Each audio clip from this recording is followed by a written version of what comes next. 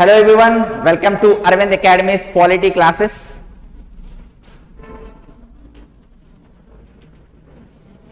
Arvind Academy is going to provide online classes and online test series for both APPSC and TSPSC Group 1, Group 2, Sub Inspector and Police Constable. And so far Telangana is concerned, the online classes and test series for Group 2 and Sub Inspector Police Constable have already been launched by Arvind Academy. So any queries with regard to the details of the courses for Telangana students, so please contact Arvind Academy. Arvind Academy is available on Telegram channel, so please join that channel so that you get all the notifications, all the updates, and also subscribe to Arvind Academy YouTube channel also. And with regard to Sub Inspector Police Constable, the classes have already been launched. So any queries, please contact Arvind Academy on the contact details provided in the description box of this video. So today we are going to start polity classes. Polity, Indian polity is going to be taught by myself, and I am Giri Prasad. These polity classes will be useful for civil services prelims exam, Group 1, Group 2, Sub Inspector and Police Constable. I would teach Indian polity in such a manner that any competitive exam, and if there is any polity syllabus in that, these classes are going to be highly useful and relevant. So let us start today's classes. So the first class is about, as I told you, Indian polity. While we read Indian polity, most of it is covered by Indian Constitution itself. So it is like reading Indian Constitution is itself reading the Indian polity part. So while speaking about Indian Constitution, let us learn firstly what is Constitution. What is a Constitution? So why do we need any such Constitution? And then the rest of the parts, such as objectives of the Constitution, functions of the Constitution, significance of the Constitution. Thereafter, we'll even learn about constitutional law and also about important chapter, constitutionalism. Well, as such, there will not be any questions asked on this particular part, what is a constitution, except for academics. No one is going to ask about these things, but yes, in order to understand Indian Constitution, this chapter is highly relevant, and hence this chapter is actually a step in the right direction of starting Indian polity classes, right? So let's get into the classes. Let's get to the classes. Firstly, what is a constitution?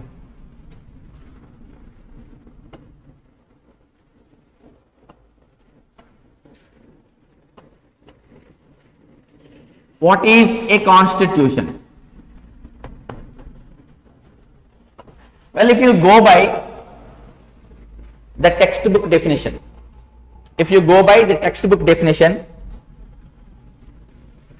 a constitution is a visionary document. A constitution is a visionary document.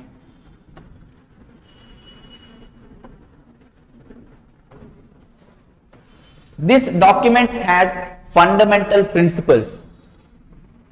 A visionary document of fundamental principles.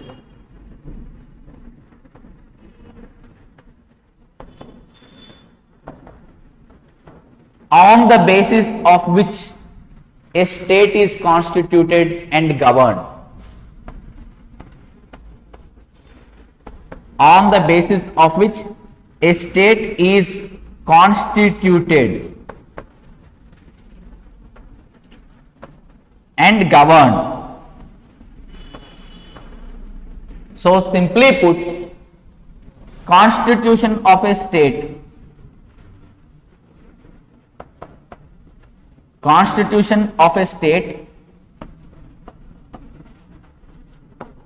and governance of a state. Governance of a state. This is done on the basis of fundamental principles, and these fundamental principles are written in a document, and this document is called as Constitution. This document is called as Constitution. And if you see here, a constitution is a visionary document in the sense that this document has a vision.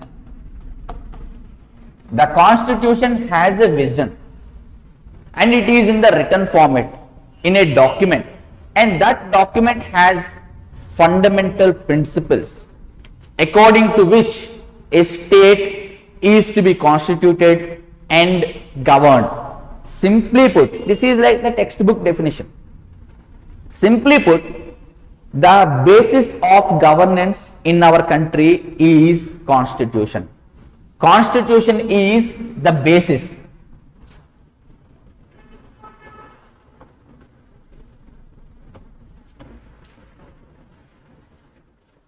Constitution is the basis.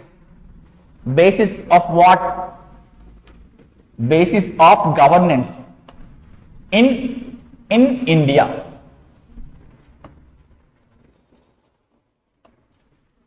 The basis of governance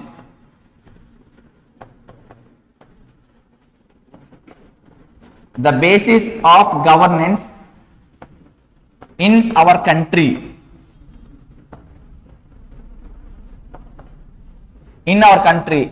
is nothing but our constitution. So I have given you the textbook definition. It is a visionary document that has fundamental principles according to which a state is to be constituted and governed.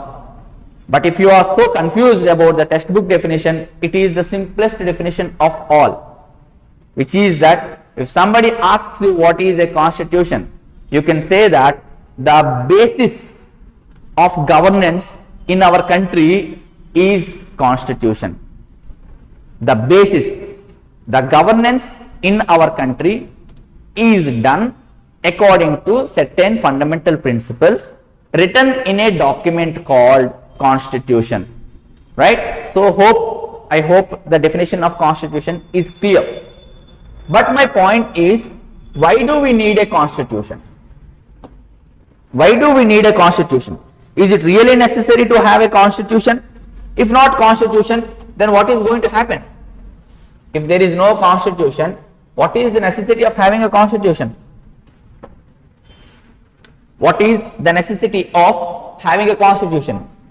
Why do we need a constitution? Why do we need a constitution? I'll give you an example. Let us imagine a sport, right? Can you imagine a sport without rules? Can you imagine a sport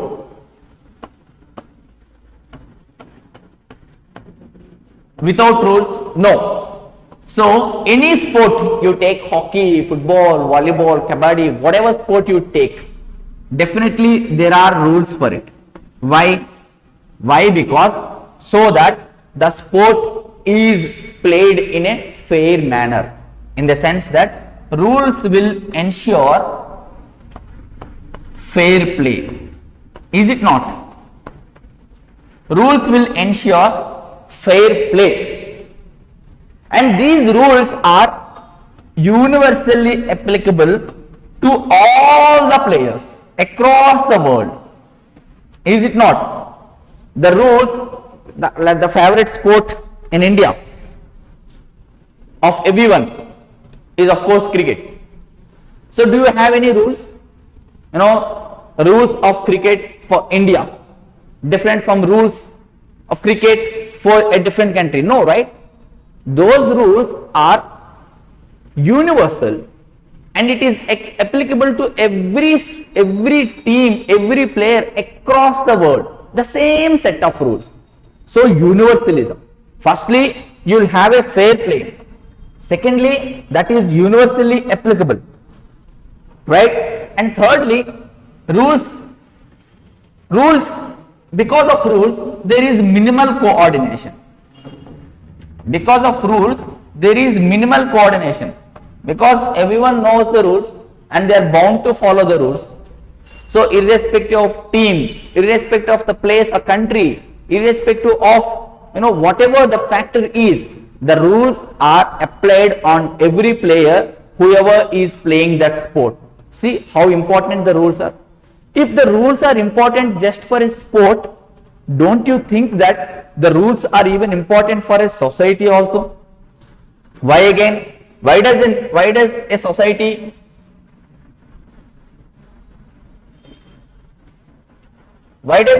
need rules? Now that we have seen the sport having rules, I am asking you, why does a society have rules? Because in order to have a just and fair society,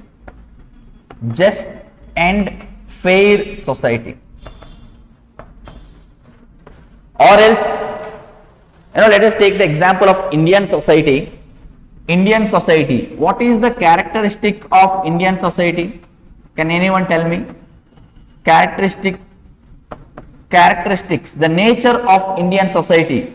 If we put it in single word, it is diverse, hugely diverse. So in a society, in the society like Indian society, it is highly diverse. You have religious diversity, you have linguistic diversity, diversity with regard to culture, tradition, with respect to hobbies, with respect to languages, as I told you, linguistic diversity, even with respect to even gender, women, men, third gender, across ages, children, adult, old age, different regions, different accents, different food habits. So Indian society is highly diverse, and then every section of society, or else each section of society behaves according to their own interests. There will never be a unity in a diverse society like India. It will result in chaos. There will never be any harmony. There will never be any peace. There will never be any progress. So the rules are very much important to govern a society, and these rules are called as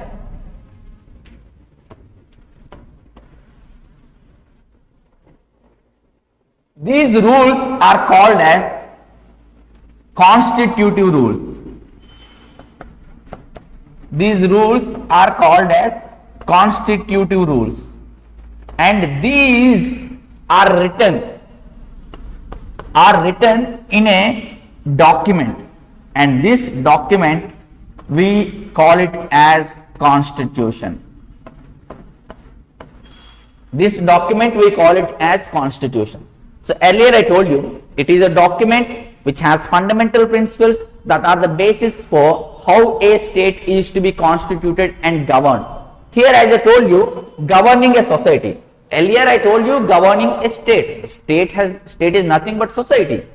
Individuals make up society, and the society obviously make up the state, right? So there I told you the principles on that basis a society, a state is governed.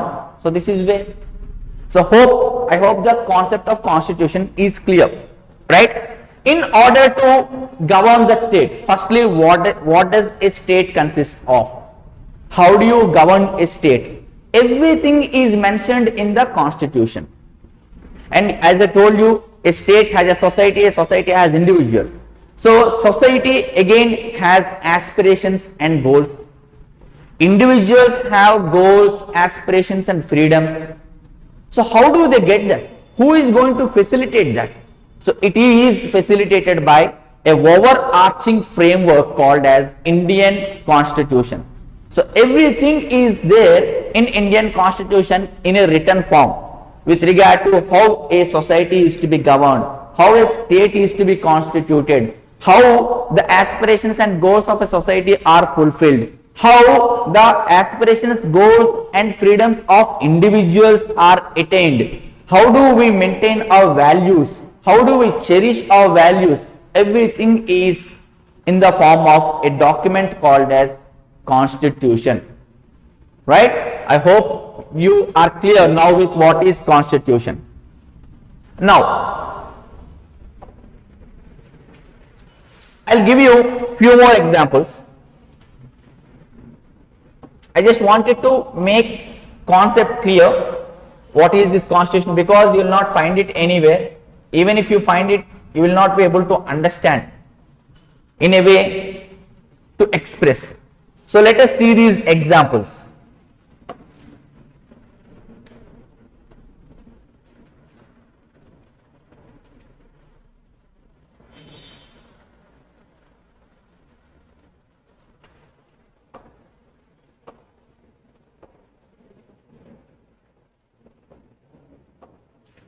So let us see this example. These examples are actually, this is example number 1 and this is example number 2.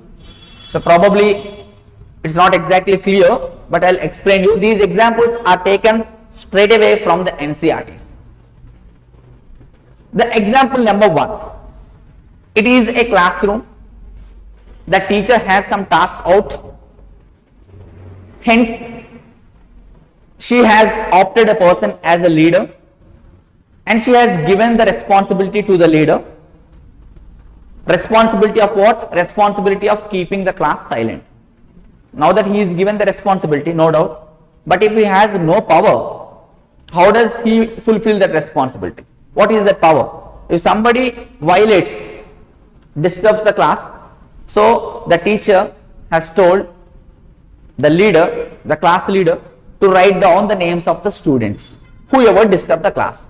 So he has been given the power, right? So responsibility is to keep the class silent, and then power is if anybody violates, write down his name or her name. And now this leader has actually written down the name of a boy who was not in good terms with this leader. The teacher came and he has complained to the teacher, the leader has complained to the teacher saying that so and so particular boy has disturbed the class. And then teacher went up to that boy and then the teacher gave him the punishment of writing down the imposition. I will never disturb the class. Some 100 times, 150 times. And that guy has pleaded not guilty, but still the teacher didn't listen and she has given the punishment. Now the point is, the example 1 says that the responsibility is given, hence the power is given, and the leader has actually misused the power. And this resulted in gross injustice.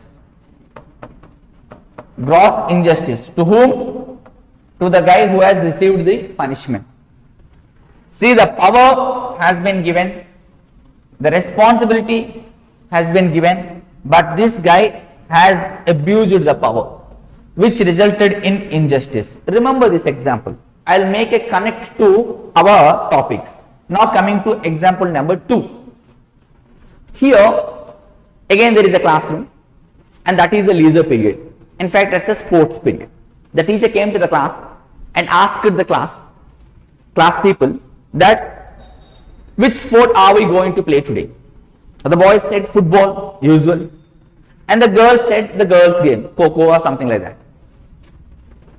So but teacher said that we shall play together. So choose one sport.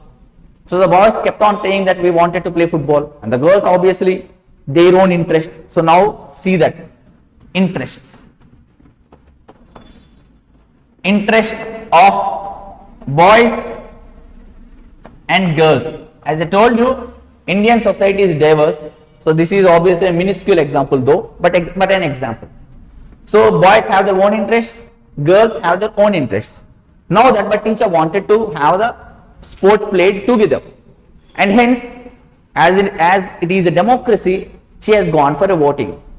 And as usual, in every class, if you see, the boys are in majority in number.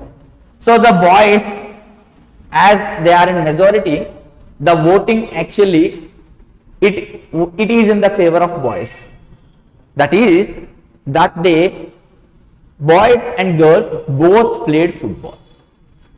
Okay, fine. Next day again the teacher came, that sports period, the same problem. Voting took place. The boys voted in the favor of football, girls voted in the favor of Kho-Kho, and as boys are in the majority, the result also went in their favor. Again they played football the next day also, and the third day came, and now the girls started protesting, saying that if every decision is taken in the form of a majority, what about the interests of minorities? What about the interests of minorities? What about the interests of minorities? Just because boys are major in number, all that is done cannot go in their favor alone. So what about the interests of the minorities? This is just an example. Draw parallels. So wherever there are minorities, what about their opinions? What about their wishes? What about their interests? What about their goals? What about their aspirations? What about their culture? So you cannot impose the culture of a majority on the minority just because that is a majority, which we call it as majoritarian rule. So the constitution is a document that not only gives responsibilities and powers to the state, but also limits the powers of the state. Or else what will happen? Once power is given, there is a chance for abuse of power, as we have seen in this particular case. So checks and balances, that's what we call it as, checks and balances. Checks and balances. So the powers are given to the state. Why the powers are being given to a state? I'll tell you. The state has responsibilities. What is the responsibility? Yes, a society is to be governed. Society's aspirations are to be fulfilled. Individuals' aspirations are to be fulfilled. So the state has its own duties. It has its own responsibilities. And in order to fulfill that responsibilities, in order to discharge that responsibilities, the state needs powers too. And the powers are provided by none other than Constitution. The Constitution knows it very clearly that if power is given to certain organ or any body or institution or organization or to a state, then there are chances of misusing it. So it is the duty of the Constitution again to check that power. That's what we call it as checks and balances, right? Those checks and balances are also provided in Indian Constitution. And coming here, Constitution also ensures that not only the interests of the majority are taken into consideration, but also that interest should not be at the cost of minorities' interests. So minorities' interests are taken into consideration while going for a majority regime. You getting it? So these are the examples. Please remember this. We will use this time and again further in the next slides. Now let us get to this all together textbook once. See, what is a constitution? As I told you, constitution is a visionary document.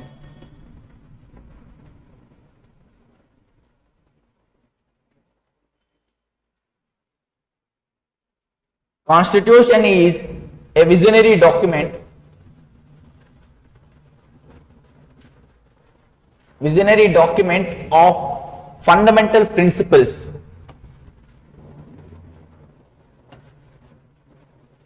Constitution is a visionary document of fundamental principles on the basis of which a state is to be constituted and governed.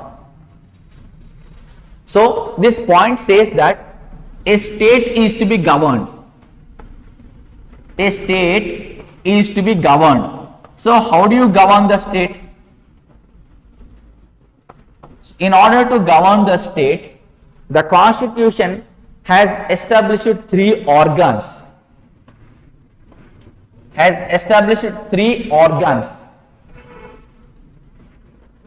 These organs are called as legislature, executive, judiciary. Legislature, executive, judiciary are the three organs of the state. Why? Because a state is to be governed. Now, what is this legislature? What is this executive? And what is this judiciary? Legislature is nothing but it makes laws. As we have discussed earlier, a society is to be governed by rules. We have discussed it earlier. If not governed by rules, I told you that there will be unjust society. Society will be full of inequalities. Society will be full of unrest, discrimination, untouchability. So in all the spheres, the society will run into chaos. Hence rules are required. So okay, fine, but who is going to frame these rules? So if someone is framing rules, in the sense that we are giving them the power to frame the rules, and who is that? Who is going to frame rules? And while that body is framing rules, are those rules being taken into consideration, taking the consent of the people? Consent of the people is a must while making rules, because at the end of the day, those rules are applied on these people itself. Hence, consent is also a must. And also, while making rules, are they just? Are they fair? Have they included every section of the society? So those questions, answers you'll find answers for those questions in this. Legislature is, it makes laws. We will go in depth about what is legislature, but as of now just understand, legislature is making laws. So it is this body which makes laws. In fact, we can also say that legislature legislates laws, right? And you have the rules, but don't you think these rules are to be implemented? Because what will you do if you have rules which are not implemented? So those are implemented by one more body, the other body, not the same body. Remember, this is implemented. Rules are made by one body, but they are implemented by other body. In the sense, there is no concentration of power. The power is being distributed. The power is being divided. This is what we call it as separation of power. Separation of powers is nothing but checks and balances provided by the Constitution. Earlier we have seen that guy has misused the authority and there are no checks and balances. If there is any misuse of authority, someone else has to check it. Earlier in the recent example, there was no such thing. Hence Constitution has provided for checks and balances. A body is given powers and also make sure that those powers are limited, and also make sure that its powers are checked. So legislature makes laws, executive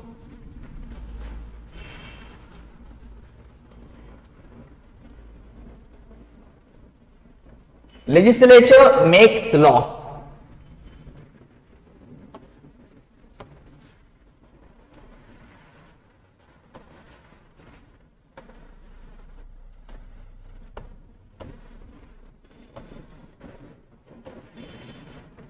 Yes.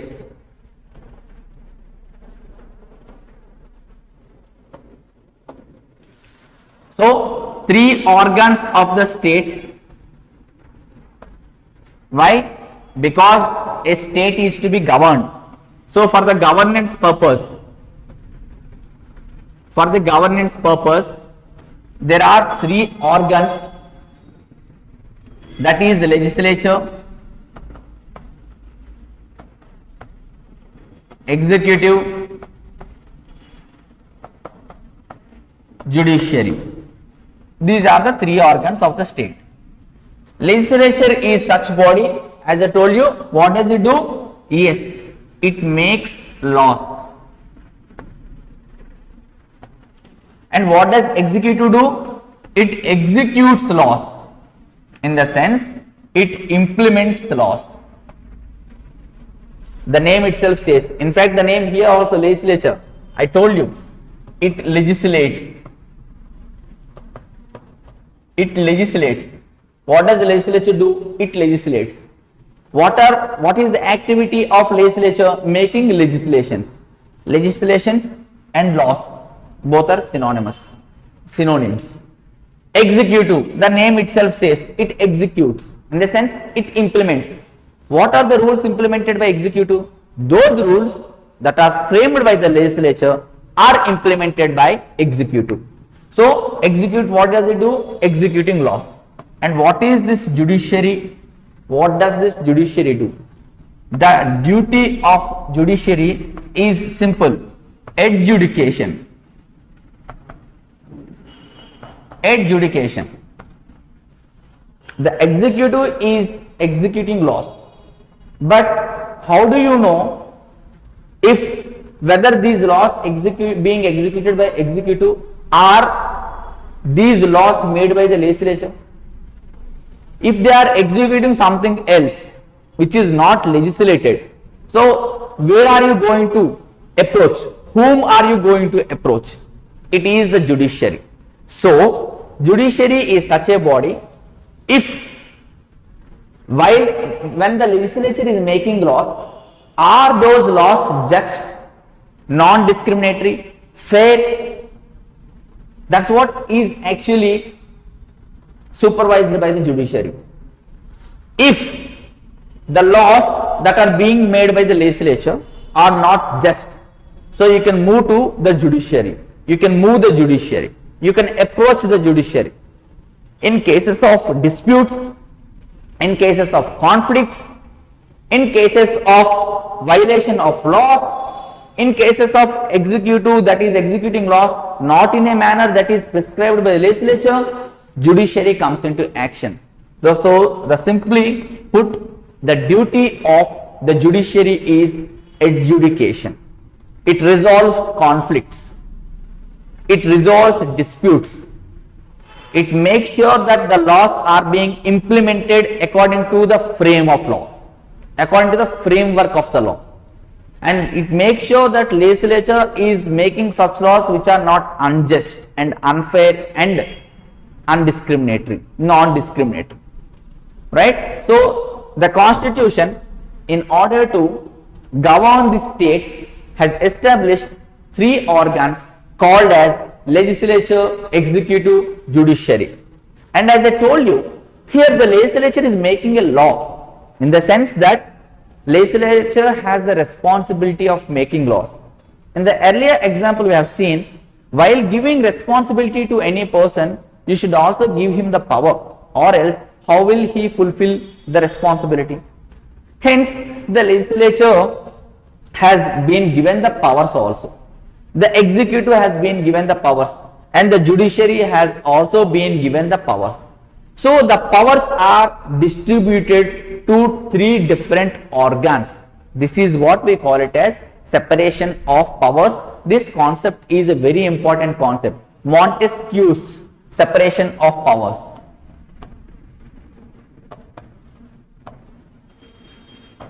Montesquieu is a political expert and analyst. He speaks about separation of powers. So whenever you get to whenever this concept separation of power comes to your mind, you should remember Montesquieu. And what is separation of powers? This is what we call it as separation of powers. Each organ has its own powers and responsibilities. That's what the second statement says. What does it say? Constitution, it defines the powers and responsibility of three organs. So what are the powers given to the legislature? It is defined by the constitution itself. And anything outside that, that organ cannot do it. If it does, it is against to the constitution. If it is against to the constitution, then judiciary will come into the action. Now you are getting it? Right. So defining and delimiting. I'll explain you what is this delimit. So firstly, it defines the powers and responsibilities of three organs.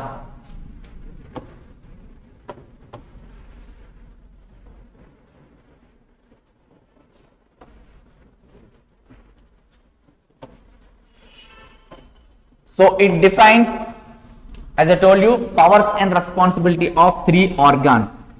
So this is society or people.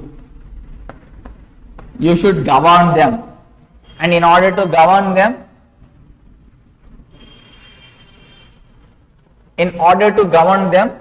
the constitution has established three organs, which we call it as legislature, executive and judiciary. Three organs of the state, and how the relationship with each other. The relationship with each other, and also their relationship with the people. This is also defined. The relationship with each other. What is the relationship between legislature and executive? Legislature makes laws and executive will implement only those laws made by the legislature. So there is a relationship, and also relationship between legislature and judiciary. So this relationship is also defined by the constitution, and also their relationship with the people. So this is the flow chart, right? And next we shall move to the next one. Next statement.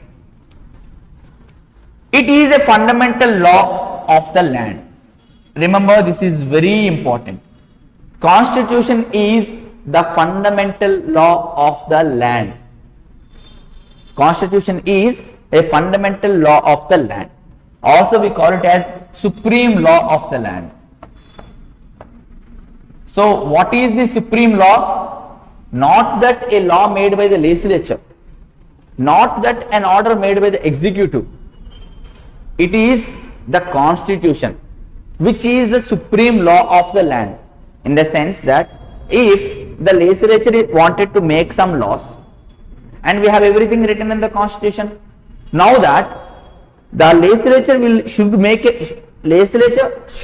a law that comes in the framework of the constitution, or else it is said that this law is violating the constitution, and judiciary will declare it as unconstitutional. And we have seen that many a times. We will discuss it later in the later classes. So constitution is the supreme law of the land. Remember, constitution is the supreme law of the land. Well, so it is the fundamental law of the land that fulfills aspirations and goals of a society. In the previously, as I told you, the society has goals and aspirations. How will they be fulfilled? They will be fulfilled by a overarching framework called constitution. While defining the constitution, I gave you this example, right? Society has aspirations and goals. What are the aspirations of a society? To see a just society, a non-discriminatory society, a society which is devoid of inequalities, where there is absence of inequalities, where there is fraternity, where there is peace, where there is harmony. These are the aspirations of a society, aspirations and goals of a society, and constitution will fulfill them. As the society have the aspirations and goals, in the same way even individuals also have aspirations and goals. So what are the aspirations and goals of the individuals. Freedom, even they aspire, they have the aspirations of being free, peaceful, rights, basic rights, fundamental rights, human rights, right? So aspirations and goals of individuals, this will also be fulfilled by the constitution. That's what this point says. It is an overarching framework. What is it? Constitution is an overarching framework that fulfills the aspirations and goals of the individuals, right? How? By providing them the freedom. So that's what it is saying. The government cannot trespass. Ensuring freedoms and rights to the individuals, thereby realizing the aspirations and goals of the individuals. And those freedoms and rights that are being provided to the individuals, they are such fundamental that the state cannot trespass them, in the sense the state cannot violate them. The state cannot violate them. And now point number 5, it defines the fundamental values that we may not trespass. See, we have rights, at the same time we have responsibilities also, that is nothing but your duties and the values. Constitution actually is a document that has a moral identity. This comes in the next slide. Morality or moral identity. So constitution is nothing but it gives us a moral identity. Constitution provides us the values. How? While framing the constitution itself by the members of Constituent Assembly, there is a certain body, we'll discuss that in the later classes. There is a body known as Constituent Assembly, and the members of the Constituent Assembly under the leadership of Ambedkar have prepared this constitution. While framing the constitution, the values that have been derived from our freedom struggle, on the basis of those values, the framers have framed this constitution. So the values that are derived from India's national struggle for freedom are the basis for the constitution.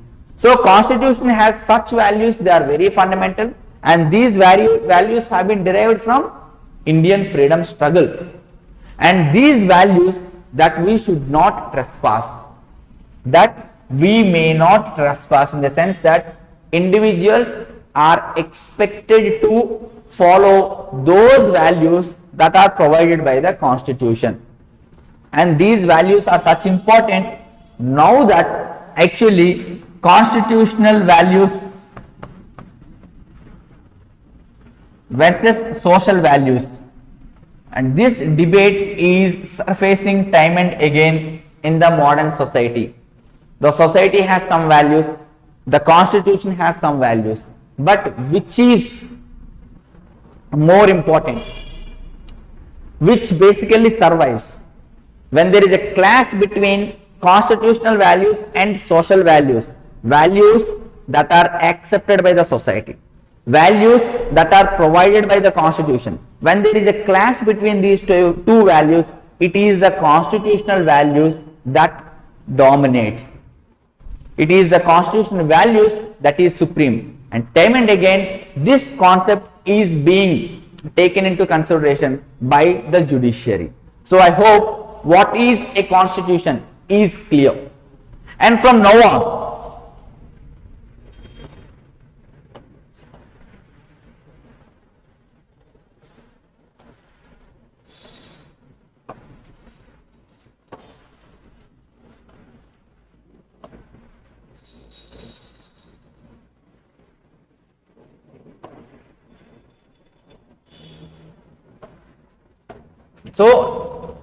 Let's move to the next topic, functions of a constitution. Hope these what is a constitution part is clear to you. If there are any doubts, do not think that these are online classes and how can any student approach the institute for doubts.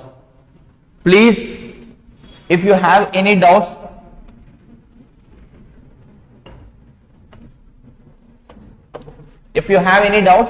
please call me on my personal number.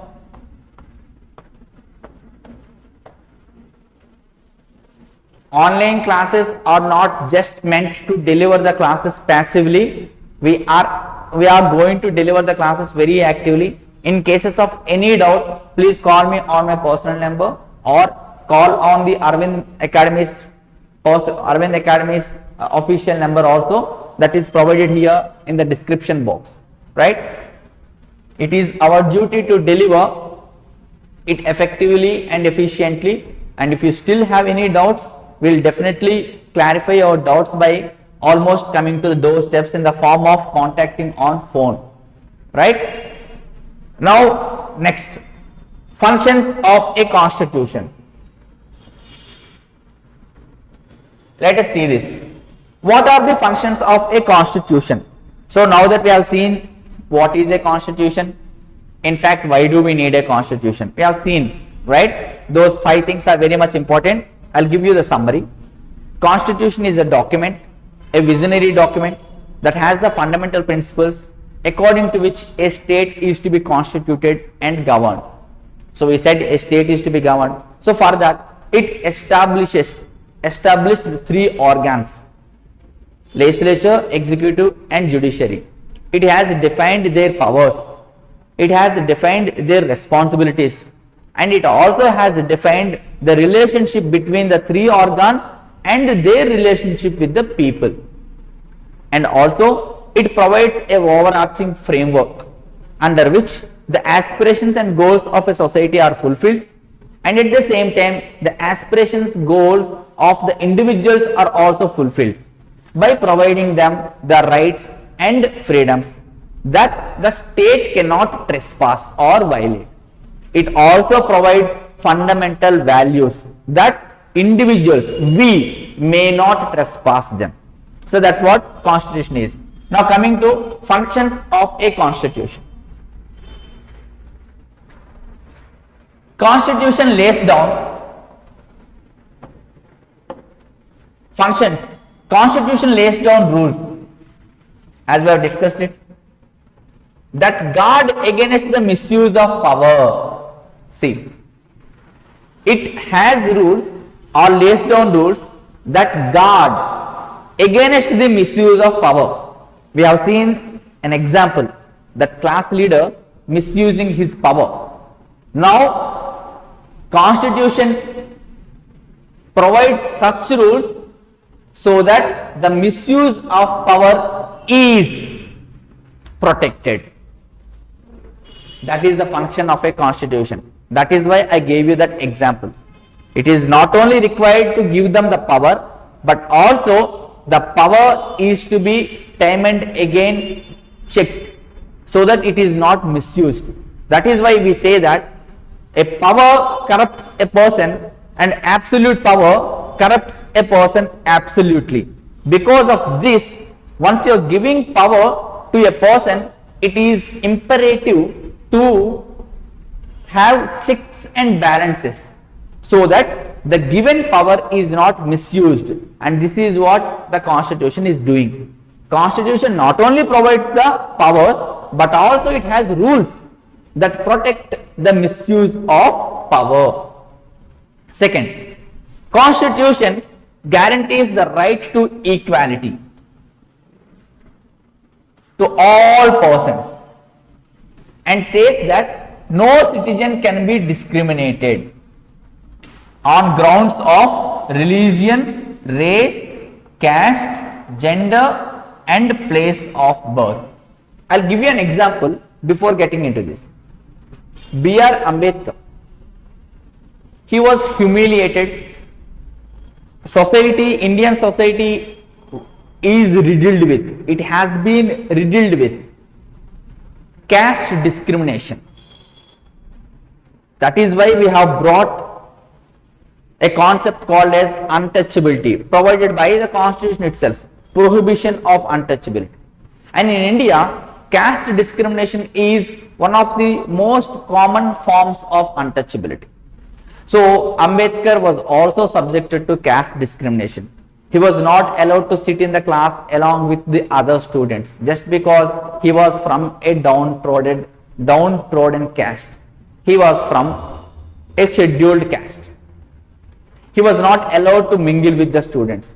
He was made to sit at the corner where we actually place our chappals, where we place our slippers, and he was not allowed to drink the water which was used by the upper caste people. Altogether, he was discriminated. Why? Because he was from a lower caste. And this is what the constitution says, that constitution guarantees the right to equality. He had no right to equality then, but now, yes, no one will be subjected to any such situations that were faced by Dr. B.R. Ambedkar, and that was provided by none other than a written document called as Constitution. Hence, Constitution guarantees the right to equality. If you see, as I told you, in the definition class,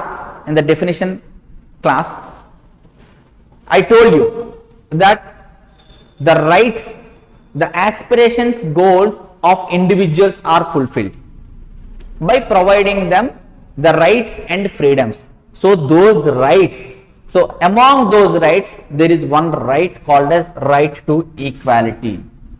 Right to equality. This right to equality is nothing but treating every person equally, irrespective of religion. Irrespective of religion, whatever the religion is, you and me are equal. Irrespective of race, you are a black and a white, nothing makes sense before constitution, both are equal. Caste, you are from lower caste, you are from upper caste, you are from no caste at all, doesn't make any sense for the constitution, everyone is equal. Gender, you are male, female, third gender, no, everyone equal before constitution. And place of birth, where have you born? Are you born in Jammu and Kashmir? That doesn't give them the license to be discriminated, right? So you are born in some other state, doesn't mean that I will discriminate. So irrespective of place of birth, everyone is equal. That is what we call as right to equality. And this right to equality is guaranteed by constitution. That's what the functions of a constitution is. Constitution ensures that a dominant group doesn't use its power against less powerful people. We have discussed a case study for this. In the earlier case study, that sport being played by what is wished by the boys, football. So there the dominant group was boys and less powerful people were girls.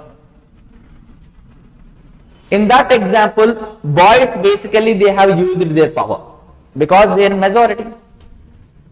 Hence, constitution ensures that no dominant group can use its power against less powerful people to prevent the tyranny of domination by the majority of a minority. As I told you, this is nothing but a clash between majority and minority, and majority cannot use their power in a dominant manner because of constitution. So constitution says that this will not let that happen. Majority and minority, this is what we call it as tyranny of majority. Remember this word. Listen, vocabulary is very much important. Do not try to substitute any other word with this. Make sure that you are listening to my classes effectively. If you have any doubts with regard to vocabulary, please go through the dictionary, but do not take the shortcut or shortcut of replacing these words with any other word, because this is Indian polity and the vocabulary is to be used aptly as mentioned by the constitution, right? So tyranny of the majority will be addressed by the constitution, will be contained by the constitution, right? So let's see the next function. Promote larger interests and larger principles. Promote larger interests and larger principles. Here I'll give you an example. What is this larger interest? What is this larger interest? The case study that I am going to tell you is again from NCERT. What is this larger interest? So in a democratic country like India, people who are not so in favor of democracy say that it is democracy which is resulting in policy paralysis.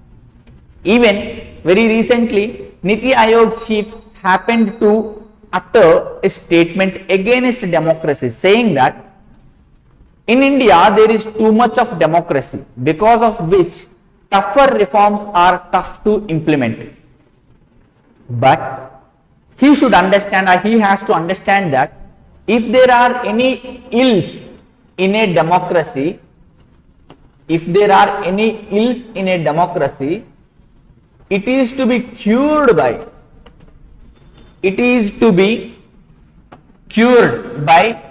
more democracy, but not by killing democracy. If there are any ills in a democracy, those are to be cured by more democracy, but not by killing democracy. We might think that bringing some centralization, bringing concentration of powers, right, bringing military power, the development would be faster. It might be faster, but it will not sustain. Out of all the best available forms of government, it is a democratic government that is the best government. Out of all the available forms of government, it is the democratic government that is better than any other form of government. So, Constitution promotes larger interests. It will not allow to get into these kind of short-term interests. Larger interest here is nothing but democracy. Larger principle here is nothing but fundamental rights, right? Yes. Let's get to the next one. Significance of Constitution. Significance of Constitution. It gives us a political framework. Try to understand, because these questions anyhow are not going to come. It gives us a political framework and distributes decision making powers. Yes, has it not distributed decision making powers? It has given powers to legislature, to executive, to judiciary. It has distributed, right? That's what we said, like distribution of powers. It exhibits our conflicts, aspirations, ideals, and national struggle. Constitution also gives one a moral identity. That's what I have discussed it earlier, right? That Constitution provides fundamental values that we may not trespass. And these values are derived from what? From Indian freedom struggle, Indian struggle for independence. From that we have derived the values, and we made sure, in the sense the members of the framers of the Constitution made sure that those values are imbibed in the Constitution. In fact, the Constitution has been framed considering those values, right? So the significance is it gives one a moral identity. It also gives Indian identity to individuals. This is what we call it as political identity. So Constitution not only provides us moral identity, but also it gives us political identity. Next, objectives of Constitution. As I told you, you will not get any questions from this, but these are to be learnt. These are to be understood in the sense. Objectives of Constitution.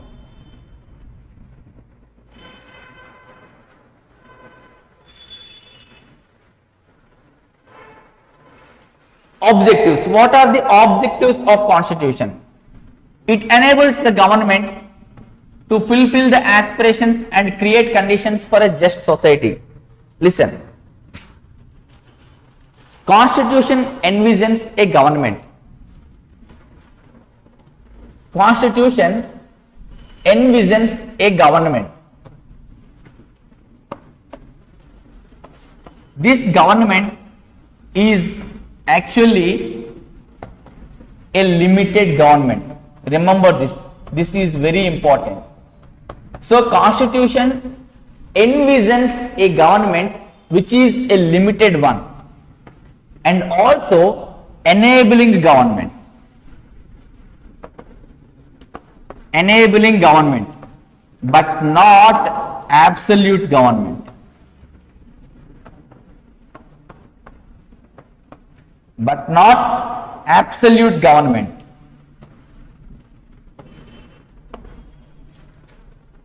Now, what is this limited government and what is this enabling government? I'll give you the example. I told you, in order to fulfill the aspirations and goals of the individuals, they have been provided freedoms and rights. We have discussed this earlier. And those freedoms and rights should not be trespassed by the state, in the sense that state cannot violate them.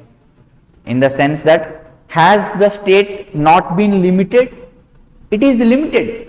Its power is limited because it cannot do any such thing which violates the rights of the individuals. In the sense, its power is limited.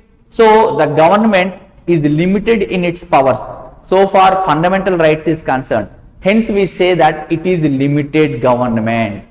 You getting it? Limited government. So whenever we speak about fundamental rights, the government gets limited because the fundamental rights are fundamental and they have been provided by Constitution itself. Why? In order to fulfill the aspirations and goals of the individuals. So hope you understand limited government. What is this limited government? Limited government has one more thing also. Separation of powers. The state is constituted by establishing 3 organs and the powers are distributed. There is no concentration of power in one single thing. So distribution of powers, that's what we call it as separation of powers, also make a government limited government. Separation of powers also make a government limited government. So Constitution envisions a government that is limited. At the same time, we also read this. In order to fulfill the aspirations, we said like the Constitution will fulfill the aspirations and goals of a society. So how does a Constitution will fulfill? The Constitution said that it would fulfill the aspirations and goals of individuals by providing them basic rights and freedoms. In the same way, how will the Constitution fulfill the aspirations and goals of a society? For that, it has actually envisioned an enabling government. Enabling government.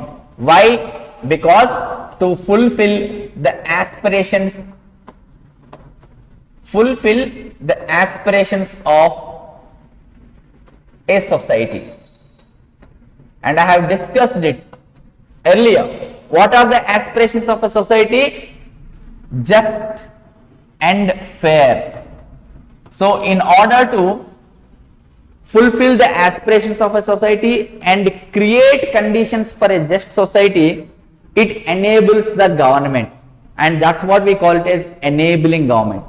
So in order to fulfill the aspirations and goals of individuals, Constitution envisioned a limited government.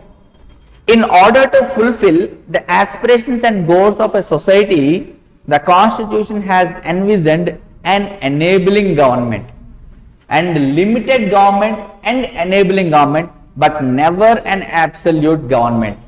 See, so far polity is concerned, there are three kinds of questions that can be asked. Three kinds of questions. What are those?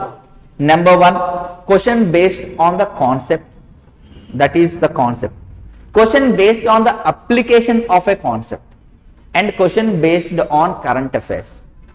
So this matter that is given on the display, this is nothing but concept. I am explaining you. But at the same time, the matter that I am writing down on the board is the application of the concept. As I told you, limited government means fundamental rights. So whenever any such thing comes in your question paper, so far limited government is concerned, which of the following features facilitate a limited government? Envision, which of the following features are associated with limited government? So the answer is going to be fundamental rights. Which of the following principles are associated with enabling government? So that's what society, as I told you, fulfilling the aspirations of society. That's what we call it as directive principles of state policy. Anyhow, I am going to discuss that later about this DPSP, which we call it as directive principles of state policy. This will make an enabling government, and fundamental rights, this will create a limited government. And constitution envisions both forms of government, enabling government and also limited government, but not an absolute government, right? So objectives of constitution, the second one is clear. Third one, it provides set of basic rules that allow for minimal coordination amongst members of a society. That's what we said, like society, why does a society need rules? Because by having rules, there is no necessity of coordination, because everyone knows what the rules are and everyone will follow the rules. You see the traffic rules, is it every time required for the police constable to do the coordination? You go to your left, you go to your right, nothing, right? Already there are laid down rules and the people will follow those rules. So there is minimal coordination. In the same way, constitution will provide rules so that minimal coordination among the members of a society.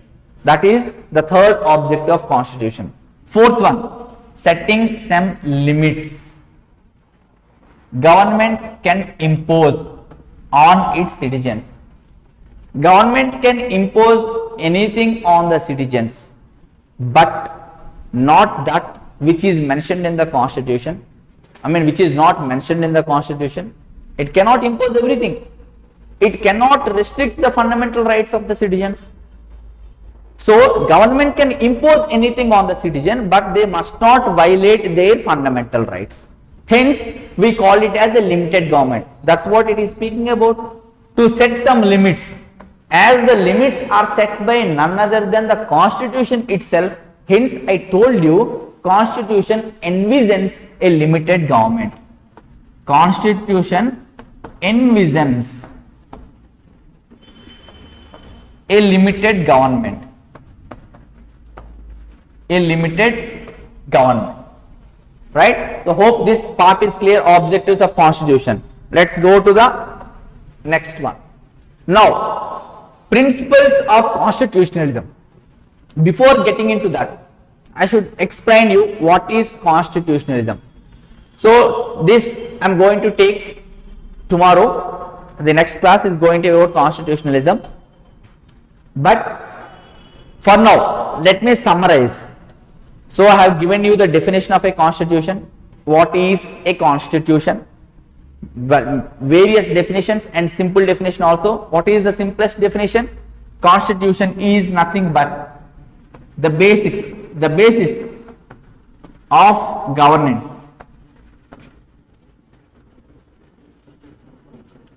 In India. What is the basis of governance in India? Yes, it is constitution, Indian constitution. In fact, for any country, constitution is the basis of governance, right? And functions of constitution. and then significance of constitution, and then objectives of constitution. So hope everything is clear. If you have any doubts, you can place your doubt in the comment section, or else, as I told you, I have given you my number 9315139180 is my personal number. You can make a call on this number with regard to any doubts, even if it is a very basic doubt. Do not shy away, straight away call me up and get your doubt clarified. And tomorrow, in the next class, we are going to discuss what is constitutionalism, and then later on we shall get to the syllabus.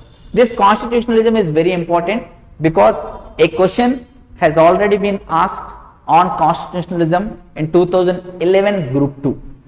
So what is constitutionalism, and also I will explain you what is constitutional law, so that you will have a fair understanding, right? So read very carefully. Any doubts, please let me know. Thank you.